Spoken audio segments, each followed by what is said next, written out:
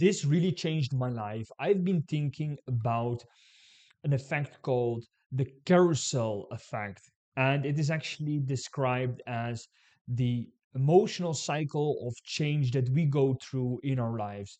And it has practically impacted my life in many significant ways. And I want to share that with you today. So, the carousel effect is one where you basically see a business opportunity or work that you can do that seems more fruitful, seems more lucrative, right? And so what happens is that you decide to follow that new business opportunity because perhaps it seems that there is much more, like I mentioned, there's a greater return on the time investment that you have in your work. So you decide to move from what you're currently doing to something else. And I call it the following the proverbial shiny penny, right? You have probably heard of it. But the concept of these emotional cycles of change that we go through throughout in our lives is something that I want to discuss with you today, because we all pass through these cycles of emotional change in our lives. And I've presented this image here, this graph of our emotional state when we decide to follow other opportunities, and in specific other business opportunities.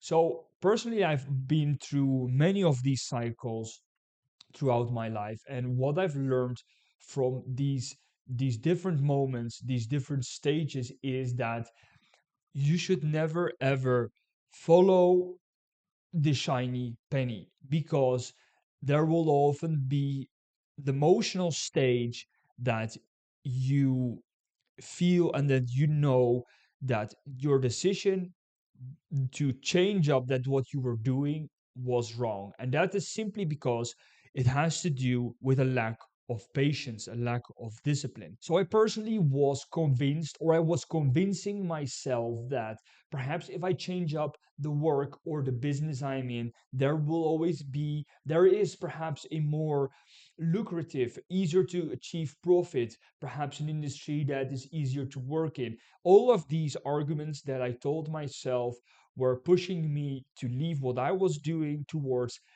again, following the shiny penny, right? And the lesson here, the big lesson I will be sharing in this video. So I will be looking at the 5 stages that you go through, which is in the emotional change, the emotional cycle of change process, where you can start to recognize and realize in which phase you're currently at, and then act upon that knowledge, which is a very powerful tool to use to achieve business success in both life and in business. So let's get started. So what is this cycle based on our emotion? So we have, as humans, let's divide them in 2 general states. We have either an optimistic or a pessimistic state, right? So being optimistic is being very hopeful, very motivated that the actions that we take will lead to successful results. Whilst being pessimistic is exactly the contrary, that we feel that everything that we are doing is just a waste of time and we should just stop right away with what we're doing. So in this graph, we can clearly see that there are 5 stages, and more often than not, we actually decide to change up something. Change up, by something I mean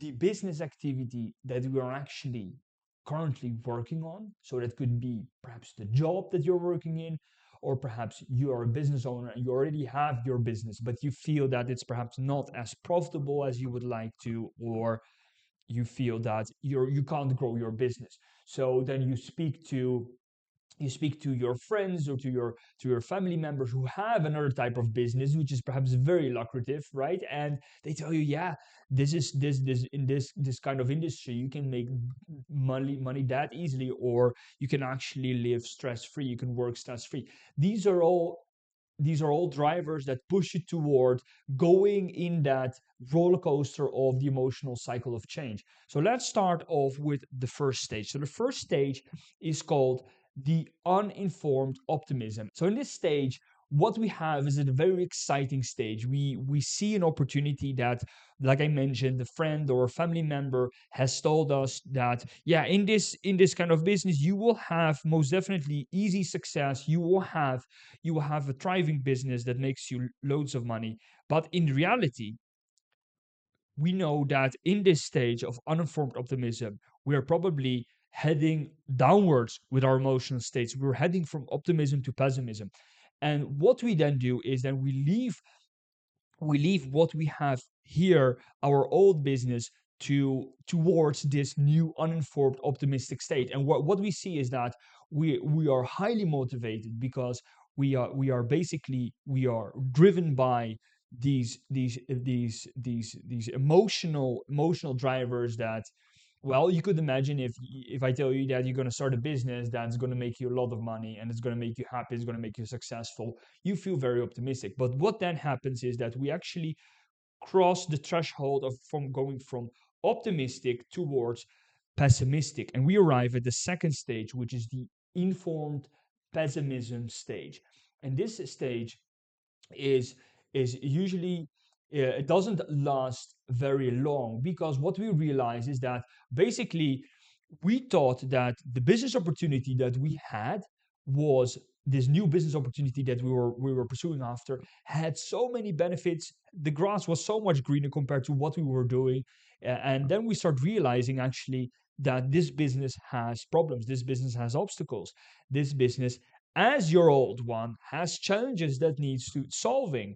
And so therefore it didn't seem as easy as your friends or your family members mentioned in that birthday party. Yet, yeah, it's easy, it's stress free, you can make a lot of money. But then you realize that perhaps you should have stayed where you were here before going down that new rabbit hole, going down that new business opportunity. And the the informed pessimism stage is then followed by the third stage, which arrives at the stage of the valley of despair. So the valley of despair is basically the lowest point that you can arrive at emotionally. And what happens in that stage is that you, as a business owner, entrepreneur, you've been working for this time period on solving these obstacles, these challenges, to actually make the new business opportunity successful.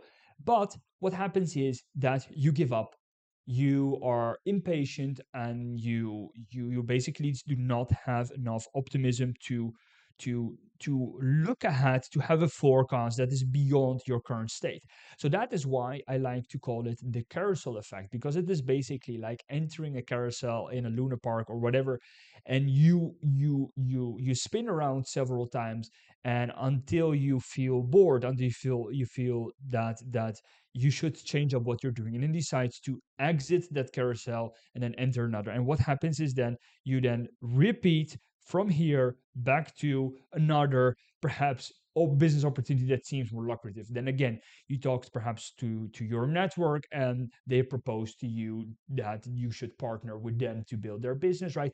And you end up in this negative cycle, this negative loop of continuously going from optimistic, very optimistic, but being uninformed, to being very pessimistic, because you're informed of the reality that to build and grow a business, you need resilience, you need patience, and you need discipline to to work through those hard periods. And hard times it, are present in all types of business and all types of industry. So the valley of despair is a very powerful one, because what happens is that you start actually realizing in this valley of despair is that you want to quit. And the first thing you think of is going back to the job or to the business that you were first currently at. So you want to go back. But what then happens is you end up in this negative cycle, this negative loop, where you are constantly more attracted by new opportunities, right? That you reject all what you have done in the past by simply following new opportunities. So let's move on to the fourth stage. Imagine now, this scenario is what actually differentiates people that are successful and that are not successful in business. And that is that they have the grit, they have what it takes to move from stage 3 to stage 4. And that's a beautiful part to be in, because what happens in stage 4 is that you arrive at a stage of informed optimism. So you're actually you see that there's a possibility to succeed in the business that you have. You know that you can do it because you have the experience of that specific industry, of that specific product or service, of that business. So you're actually informed, and you're moving towards growing and becoming financially successful as a business. So you're moving towards being perhaps in a very mentally very down place towards actually feeling much better, feeling optimistic. And that is when we again pass the threshold of optimism and pessimism. And then we arrive at finally at stage 5, which is the success and fulfillment stage. And in this stage, we basically, what we do is we have success, either financial or non-financial. That could be having happiness, having true fulfillment and purpose at the work that you do, right? But this stage is very powerful, because what happens here is that you now have the cost. This is basically the cost. These stages are the cost to arrive finally at a successful and fulfilled phase. And you see that the cost of changing was worth it. But the point is that many business owners and entrepreneurs, they fail to arrive at stage 4 and 5, because this cycle, the emotional cycle of change, could be seen as a cycle that you have to go through. You have to go successfully through several times in order to actually build a successful business. I've spoken to business owners who have had to build 4, 5, 6, or even 10 businesses going through this stage, all right? Or even going through stage 1 to 3. And then the 11th try, they finally became successful. And that is why knowing how this emotional process, this emotional cycle of change happens and works in our minds as business owners and entrepreneurs, is the way we can actually leverage the knowledge that we have and take action, and realize that we have to learn to say no.